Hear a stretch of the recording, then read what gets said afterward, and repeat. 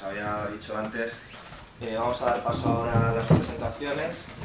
En primer lugar, vamos a tratar la línea sobre la presencia de la religión y la espiritualidad en la arena pública y damos la palabra a Esteban Aguayo. Bueno, hola. En el fondo lo que voy a hacer en principio es una especie de caracterización sobre distintos movimientos religiosos que pueden ser entendidos como nuevos movimientos religiosos. En un momento más voy a explicar un poco qué vendría a ser lo nuevo acá, considerando que en realidad la totalidad de estos movimientos están reivindicando cosas ya existentes desde su perspectiva. Y bueno, voy a hacer un poco una revisión de cómo estos movimientos religiosos juegan en el mundo contemporáneo en términos de esfera pública.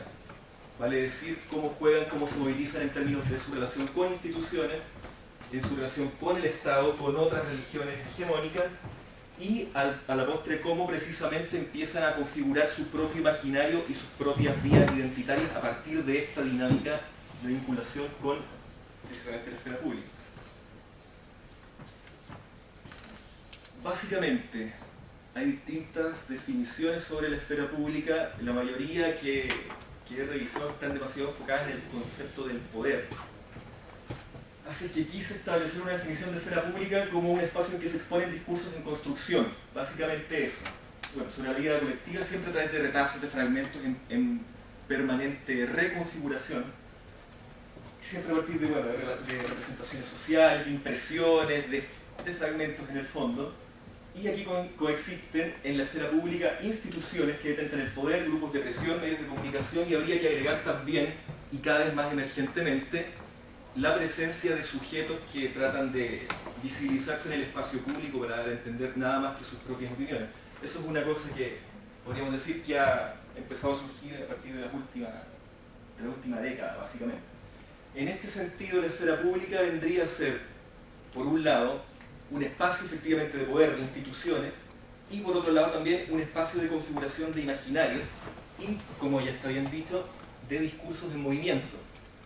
Ahora bien, en este concepto, ya que toda institución se juega en el espacio público, perdón, en la esfera pública, más aún las religiones, ¿no? Si todas las religiones, en tanto instituciones, dependen en alguna medida de su posición en esta construcción de discursos del espacio, de la esfera pública, los nuevos movimientos religiosos lo hacen en una medida aún mayor. ¿Por qué? Porque estas construcciones discursivas transitorias generan mucho en términos de identidad para los nuevos movimientos religiosos, dado que no han terminado de constituir una tradición ni de perfilar un imaginario. Pongamos un ejemplo totalmente común. La religión católica se juega siempre en la esfera pública, pero tiene una tradición constituida, tiene un imaginario bastante perfilado. Y si alguien pretende pasar de esta construcción de debate que se hace en la esfera pública, puede hacerlo y aún así mantener una imagen de la religión católica. Los nuevos movimientos religiosos, básicamente los que se consideran como surgidos a partir de la década de 1960, que han nacido en un mundo de permanente intercomunicación, se basan en mayor medida porque están jugando sus representaciones y a la postre están jugando su propia identidad. Bueno, posando un poco este juego de nuevos movimientos religiosos y esfera pública, hay un concepto que es la sociedad post-secular, de la cual habla Habermas. No sabemos mucho si esta sociedad post-secular es una promesa, una recomendación o un diagnóstico. Básicamente lo que él señala es que empieza a acabarse el repliegue de lo religioso hacia el vínculo, hacia la esfera de lo privado, y empieza a volver al espacio público, ¿ya? Esto entendido en el concepto de un Estado laico. Habría que decir, sin embargo, que la mayoría que dentro de los países occidentales, el modelo laico no es el único existente, que a veces de perogrullo parece entenderse que sí. Tenemos, en términos de Francisco Díaz de Velasco, tres modelos. Modelo laico, el que todos conocemos, estamos familiarizados, a partir de la Revolución Francesa, repliegue de la religión al ámbito privado, etcétera, etcétera. Modelo multirreligioso, que vendría a ser su máximo exponente Estados Unidos, formado históricamente como un país en el cual la diversidad religiosa era importante, gente que era perseguida en otros lados. Y el modelo de religión nacional, aun cuando se establezca un abierto contraste entre religión y Estado, existe no obstante una raigambre sociocultural y una primacía de cierta religión. Ejemplo clásico es el catolicismo durante la España de Franco. Entonces, aquí tenemos estos tres ejemplos, una vez hecho, para empezar a jugar con las variables que he comentado previamente. Church of Satan de Estados Unidos, la iglesia de Satán fundada por ese señor Anton LaVey. El otro ejemplo es la comunidad odinista de España, cultores de la religión escandinava, y el culto de la Santa Muerte en México.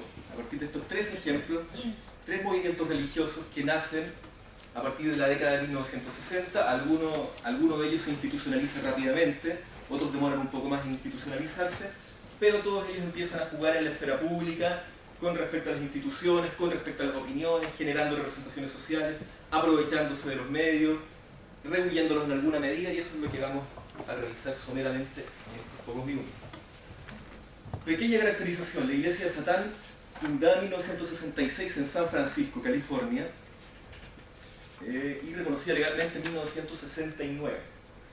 Básicamente podría decirse que ellos postulan una especie de posición filosófica en la cual Satán vendría a ser un símbolo de liberación del individuo y de superación del propio individuo. En ese sentido, para ellos no es una adoración al demonio, sino básicamente, como he dicho anteriormente, un símbolo. ¿Ya? Un símbolo de rebelión, un símbolo de individualidad. Aún así, pese a que se podría definir esto casi como una especie de filosofía, hacen mucho uso de iconografía vinculada con la magia, con el ocultismo, con la brujería, y hacen un juego explícito en términos de que el ritual tenga que ver con todo este rescate de las brujas y todo eso. Podemos ver, por ejemplo, la clásica imagen renacentista del hombre, ¿ya?, en el pentagrama, y cómo ellos instalan la cabeza del macho cabrío y reivindican, por ejemplo, también la iconografía del Baphomet, que es una iconografía templaria acusada de herejía. Vale decir, por un lado se definen como una filosofía, pero en los términos prácticos están haciendo uso de todo este juego tradicional de jugar un poco a la contracultura del cristianismo como modelo hegemónico. El culto de la Santa Muerte, documentado aproximadamente desde 1965 en México, básicamente consiste en la sustitución de la imagen de la Virgen María por la imagen de la muerte en forma de esqueleto y su rostro de calavera. ¿Ya? En ese sentido, como culto es bastante laxo, obedece un poco a la misma lógica de adoración y de petición de milagro a los santos o a la propia Virgen, pero progresivamente ha ido instituyéndose como un culto en sí, y por razones que veré en un minuto más, se ha terminado transformando en una iglesia propiamente tal. La comunidad odinista, habría que explicar la génesis. El odinismo, la reivindicación de las religiones escandinavas, aparece en la década de 1960 en Estados Unidos y Canadá. Siempre vamos a ver en esa misma época como punto evidente. En 1981 aparece en España un centro de estudios odinistas. Posteriormente se transforma en comunidad, en confesión religiosa. Se inscriben en el registro de entidades religiosas del Ministerio de Justicia, y actualmente están en la búsqueda del notorio arraigo, de ser la novena religión en España que obtiene el notorio arraigo. ¿Cuál es la base concreta? Es efectivamente la reivindicación de la religión escandinava, pero también hacen una apropiación del término pagano, y como todos sabemos, el término pagano es de origen claramente cristiano y peyorativo. Ellos hacen una reapropiación del término pagano para hacer una crítica furibunda a la religión cristiana y al modelo occidental basado en la religión cristiana. Bueno, existen distintas estrategias de visibilidad en la esfera pública de estos tres cultos, cada uno jugando a lo que pretende lograr, o cada uno modificado por las circunstancias que se fueron dando. Por ejemplo, la Iglesia de Satán jugó mucho en los principios a la controversia mediática. En 1967 celebraron su primera boda con gran presencia de la prensa. Anton LaVey, el fundador, fue considerado durante mucho tiempo un provocador, un hombre que daba entrevistas a revistas, entrevistado en Rolling Stone, en Playboy, por ejemplo, dejando siempre alguna historia para que despertara polémica. Esa polémica, ¿con qué era? Básicamente con todo el paradigma occidental cristiano, y fundamentalmente con también con la modernidad, con muchos conceptos, y sin embargo, su vinculación con las instituciones, con el Estado, ha sido distinta y bastante, entre comillas, ejemplar. Una persona que en todo momento corrió a cumplir con todos los requisitos legales que había que poner. Por otro lado, la Santa Muerte tiene una relación laxa con el cristianismo, supuestamente no hay demasiadas diferencias entre ambos, pero y su forma de visibilizarse es muy abierta en términos rituales. Vale decir, los altares de la Santa Muerte se encuentran en espacios públicos, en la calle, en el Distrito Federal Mexicano, también últimamente en el norte del país, y no hay ningún tipo de barrera para que alguien se sume o para que alguien integre el culto. Vale decir, el culto de la Santa Muerte es muy accesible y la Iglesia de la Santa Muerte, tal como ha sido definida en términos institucionales, viene a ser una especie de corolario posterior, que no tiene mucho control de barrera. El odinismo, en cambio, se ha configurado en términos de visibilidad bastante limitada.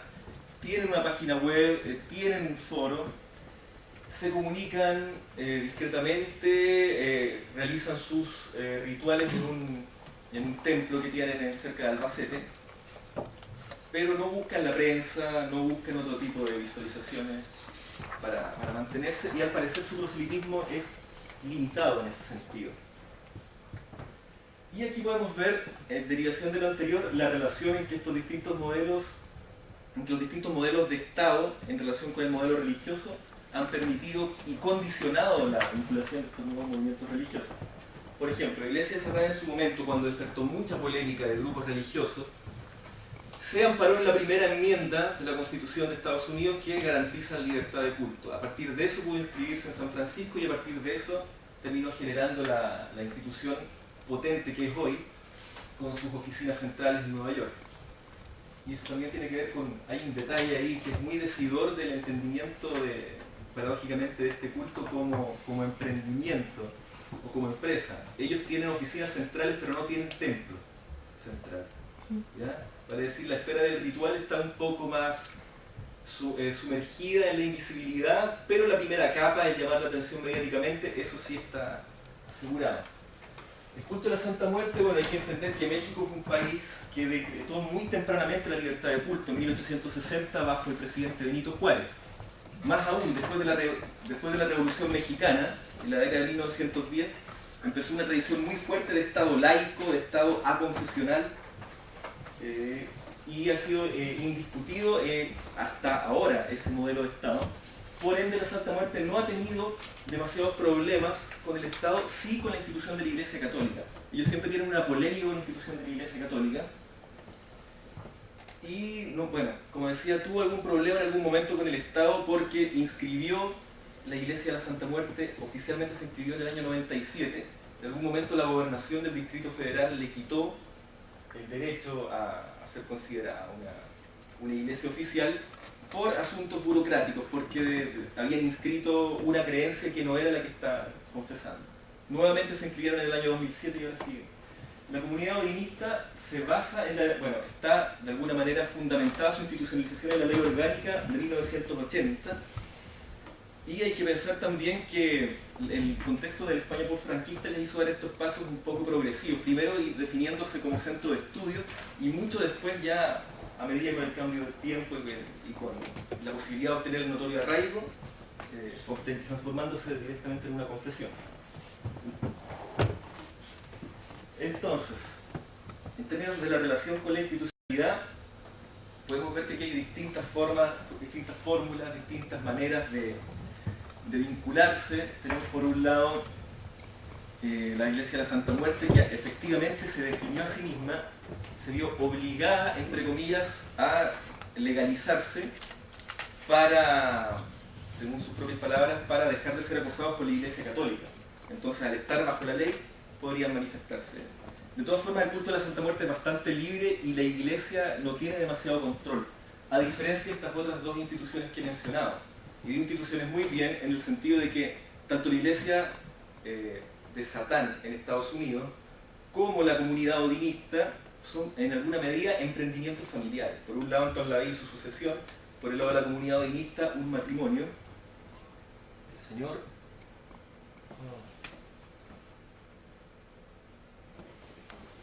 Ernesto García e Isabel Rubio, un matrimonio fundador de la iglesia.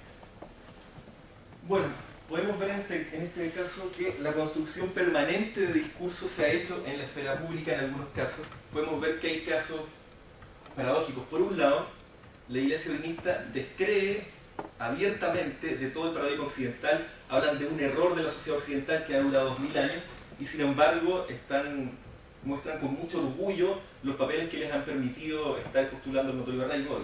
Vale decir, búsqueda de la institucionalidad y queja con el paradigma general que la sostiene. Por otro lado, la Santa Muerte, como hemos dicho, tiene este problema directamente institucional con la Iglesia Católica, pero trata de no hay mayor diferencia en términos de crítica del culto, aunque dicen claro que son el pasado y que son la derrota. Y bueno, la Iglesia de Satán, como hemos dicho, prácticamente tiene su fórmula y su manera de ser entendida a partir de la esfera pública, no puede haber sido entendida de otra manera. Y por lo mismo, para finalizar, dejo esta pequeña paradoja. El caso de Joshua Coxon, un preso que está en Maine, Estados Unidos, cometió un asesinato en 1999, y este señor pertenece a la iglesia satanista y se le permite en la cárcel practicar su culto en su celda, ¿ya? Luego él señala que existe un espacio público para que todos los prisioneros cultiven sus respectivas creencias y espera que le dejen participar en ese espacio general de la cárcel junto a otros presos que son satanistas.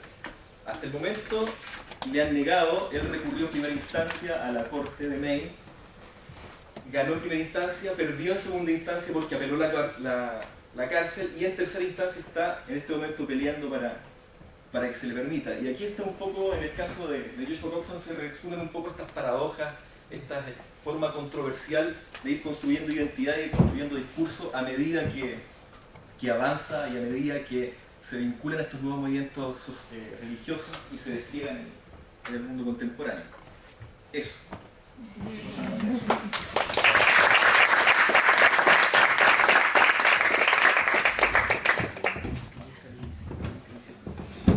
Bueno, ahora seguimos con Juan Francisco San Juan, que nos va a hablar sobre budismo y activismo político en el conflicto del Tíbet.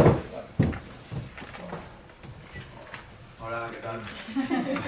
Voy a preparar la presentación. Bueno, buenas a todos.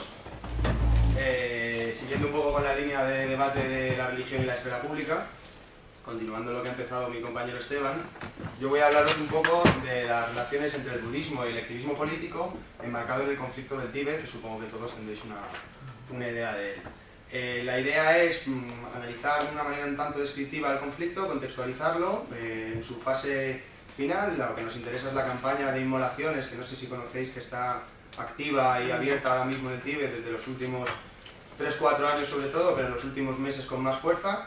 Y bueno, hacer un análisis un poco también desde la antropología política de qué supone esto, qué supone las relaciones entre el budismo y este tipo de práctica política y bueno, y al final lanzar una serie de cuestiones enfrentadas a ver qué os parece que fomenten un poco el debate, ¿vale? Así que sin más dilación, porque tengo poco tiempo, voy a contextualizar un poquito rápidamente el conflicto, dejando de lado cuestiones de soberanía territorial o política. Básicamente el conflicto del Tíbet es una disputa territorial por el territorio del Tíbet entre los propios tibetanos y el gobierno chino, que lo considera propio y que lo tiene ocupado desde el año 49. Más allá de cuestiones muy políticas, lo que me interesa es plantear el enfrentamiento un conflicto entre dos cosmovisiones contrapuestas, que por un lado representarían la cosmovisión tradicional tibetana, basada en la filosofía budista, en la creencia en la inmaterialidad del alma, en la existencia cíclica de la rueda de la vida, la existencia de samsaras, etcétera, etcétera. Y por otro lado, la cosmovisión comunista china, que estaría basada pues, en las teorías marxistas y en su aplicación más práctica, como lo que todos conocemos como el comunismo chino. Estas dos cosmovisiones chocarán frontalmente en este espacio, que es el Tíbet, debido a varios factores. Es evidente, por ejemplo, que los comunistas chinos consideran básica la idea de crear una nueva humanidad liberada de las reminiscencias culturales que permiten la opresión de la clase trabajadora por parte de las clases altas. La idea de la superestructura marxista. Esa idea la aplican los comunistas chinos al budismo tibetano, aduciendo que representa todo aquello que debe ser abolido y rechazado como forma de liberar al hombre de las ataduras de la religión, que no son más que dogmas legitimadores de los sistemas opresivos. Por su parte, los monjes tibetanos, el budismo tibetano considera el comunismo como la principal amenaza a sus creencias y modo de vida, ya que niega la inmaterialidad del alma, algo básico sobre lo que se asienta la cosmovisión budista, y por otro lado pretende transformar la organización social tradicional tibetana. Comentar que en este conflicto se dan situaciones de mucha desigualdad entre los dos bandos, es un conflicto muy asimétrico, muy propio de la época en la que vivimos, y este contexto crea dos comunidades bien diferenciadas. Por un lado los chinos, que tienen el apoyo estatal, que se les, desde el Estado, a través de medios burocráticos, infraestructuras y todo tipo de ventajas a la hora de poner negocios y demás, se les está integrando cada vez más en la región del Tíbet para integrarla a su vez en el Estado tibetano. Básicamente serían militares, burócratas, comerciantes y constructores, por clasificarlo un poco. Y por otro lado los tibetanos, que representan un poco la población desfavorecida, la más pobre, la menos activa económicamente hablando, y que serían campesinos, pequeños comerciantes y monjes budistas. Simplemente comentar que la represión religiosa es bastante grande, debido básicamente a que los tibetanos tienen una identificación muy fuerte con el estamento monacal, lo consideran la principal estructura de la sociedad tibetana, y ante eso los monjes y sus ciudades monasterios se convierten, tanto por los chinos como por los tibetanos, en el eje del conflicto, ya que para unos es el enemigo a batir o a aniquilar ideológicamente por lo menos, y para otros es el último reducto de su cultura a salvar, ¿no? Avanzando un poco, analizando un poco las relaciones entre el budismo tibetano y el activismo político, me parece interesante comentar que la posición del budismo tradicional tibetano respecto al activismo político es algo ambigua, porque considera que el hecho de que el activismo político sea bueno o perjudicial no depende del fin, sino de los medios, los motivos y del tipo de cambio que persigamos.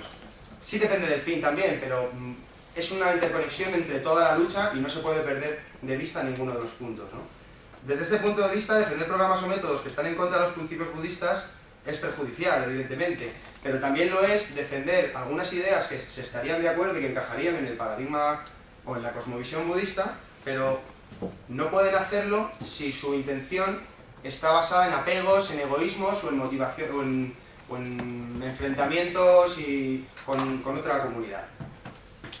Desde esta postura el budismo no entra en contradicción con el activismo social, pero debe basarse en proyectos de bienestar social y en la denuncia de injusticias, no tanto en el enfrentamiento en sí. Lo de la defensa de las injusticias es bastante importante, no debe permanecer impasible y debe hacer todo lo que esté en su mano para poder luchar contra ellas, ¿vale?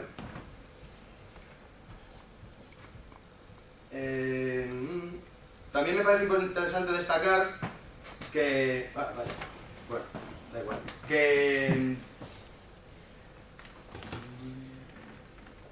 Vale, sí, me parece interesante destacar que el hecho de la denuncia pública en ocasiones lleva a un paso más en la lucha, ¿vale? Y hay muchas veces que el repertorio de acción colectiva utilizado por los budistas, y en este caso en el Tíbet, no consigue siempre ajustarse plenamente a los principios éticos del budismo, ¿vale?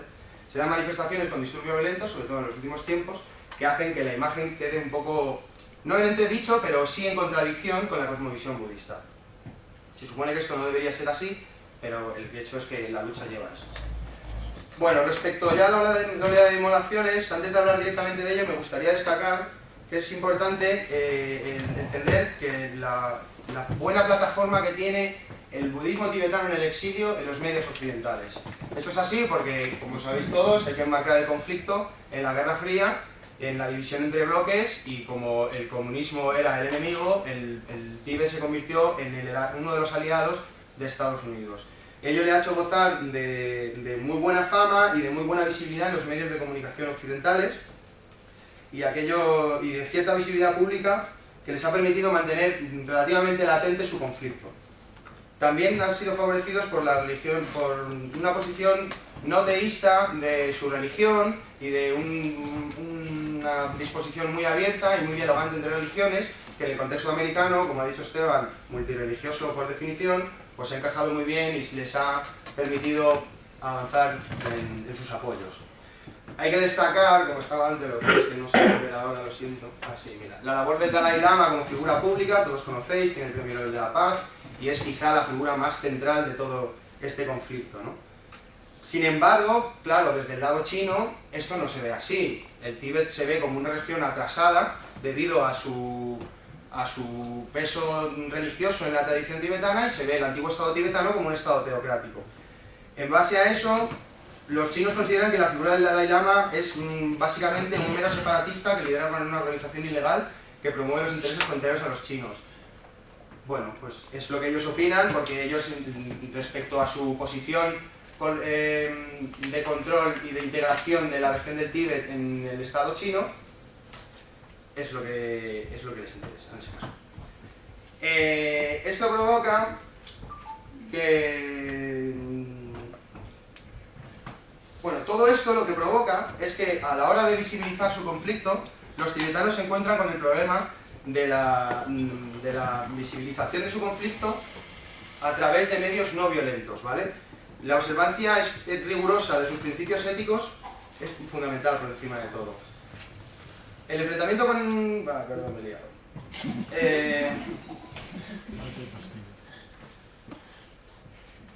Bueno, sí. La idea es que ellos quieren visibilizar su conflicto, pero el Tíbet está mediáticamente muy cerrado a la opinión pública internacional, a la prensa internacional, y solo sale de allí la visión china. Entonces eso provoca que aunque la gente de fuera del Tíbet, las comunidades de exiliados y el gobierno en el exilio tienen mucho apoyo en los medios de comunicación occidentales, lo que ocurre entre las dos comunidades en el propio terreno del Tíbet es prácticamente invisible y solo sale a través de las comunidades, de las redes informales de comunicación que se establecen entre comunidades de exiliados. Ya centrándonos en la obra de autoinmolaciones, me gustaría comentaros que desde hace mucho tiempo las autoinmolaciones han sido un arma utilizada en el Tíbet por los monjes como forma de protesta. Sin embargo, había sido de manera mucho más aislada y no tan seguido como ahora.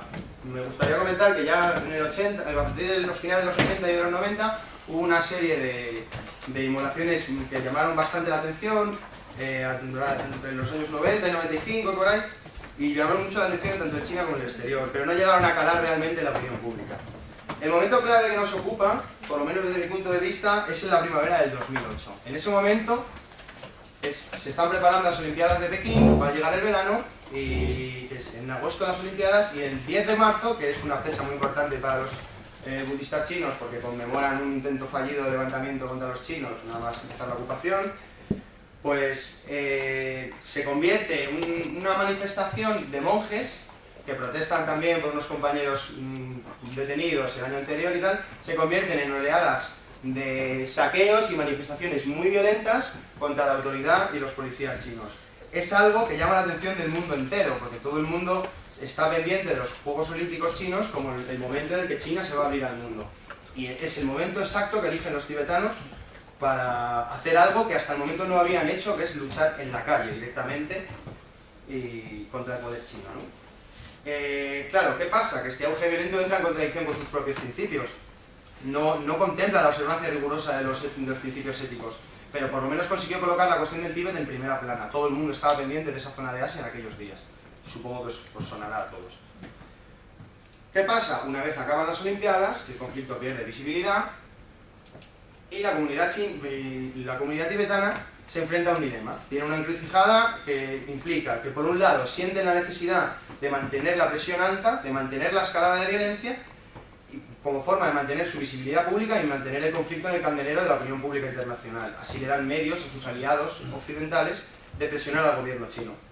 Pero claro, por otro lado, las cada vez más violentas formas de protesta de los tibetanos empiezan a separarse demasiado de los principios éticos del budismo y empiezan a minar algo la imagen que tiene el budismo en el contexto occidental. La idea es que estos monjes, que son buenísimos y que nunca pegan a nadie, de repente pues se han molestado y están un poco hartos y han sacado su desesperación a la calle y no se entiende demasiado, ya que se supone que son gente con un autocontrol absoluto.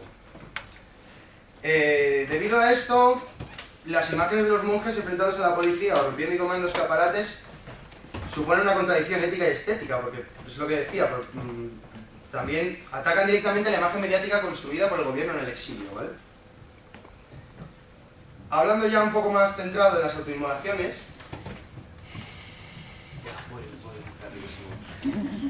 voy rapidísimo. Las autoinmolaciones, bueno, todos supongo que sabréis lo que es, implica rociarse de cuerpo de gasolina o cualquier material inflamable y prenderse fuego, ¿vale? La idea es que, aunque es una forma violenta de protesta, los monjes tibetanos budistas popularizan esta práctica porque deciden conscientemente ejercer esa violencia extrema sobre sí mismos, con el afán de llamar la atención del mundo sobre las condiciones que le llevan a una persona a prenderse fuego. Lo habréis visto en la primavera árabe, por ejemplo.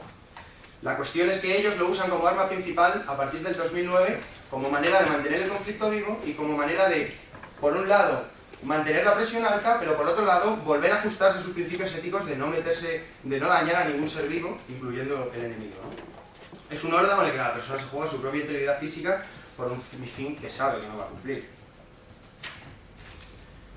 Y a mí, desde mi punto de vista, es en este punto donde reside la fuerza de la lucha de las autoinmolaciones. Porque, por un lado, es lógico que no se quieran separar de sus principios, pero por otro lado, el Tíbet ha ido cambiando y hay una generación joven de tibetanos que considera el gobierno en el exilio como legítimo, lo consideran como sus guías y sus líderes, pero empiezan a estar hartos de no tener avances y de necesitar un poco más de contestación política y más violenta a los chinos de forma de intentar presionar más al gobierno chino. Pero claro, eso no puede llevarse a cabo desde el gobierno en el exilio porque rompería toda su imagen, ¿no? Entonces, esta es la cuestión, ¿no? Que estas autoinmolaciones suponen una forma de hacer política a través de la legitimidad religiosa. Es un intento del estamento monacal de hacerse otra vez con el control de la lucha, pero hacerlo a través de sus principios y sin separarse de ellos, como forma de mantener su integridad moral. Simplemente comentaros que sobre los números e identidades de los individuos autoinmolados, los datos que se manejan son muy difusos y muy confusos porque ya os he dicho que las informaciones no salen bien. Las cifras que puedo manejar, que os puedo comentar, es que hay cifras que hablan de más de 60 en este año 2012, mientras que en todo 2011 habría unos 40. Los datos de los últimos meses indican que la tendencia va a más, porque la Agencia Oficial China de Noticias habla de 20 inmolaciones en la global de 2012. Sin embargo, la radio Free Asia, que es de exiliados tibetanos con sede en Estados Unidos, habla de 35 desde marzo de este año, lo que da una media de unas 3 por semana. Con lo cual, eso es lo que me interesa, ¿no? Cómo se ha mantenido la presión alta y cómo ha ido cada vez sumándose más gente. Es importante destacar que al principio eran solo monjes y ahora ya hay gente, laicos, jóvenes, que se están prendiendo fuego como forma de participar en la campaña. Ya para ir terminando,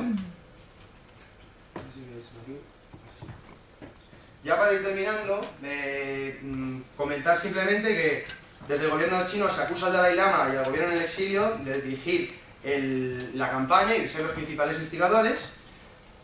Se les acusa de hacer daño a sus propios seguidores y afirman que es una práctica brutal que solo perjudica a los propios tibetanos y que el principal responsable es el Dalai Lama.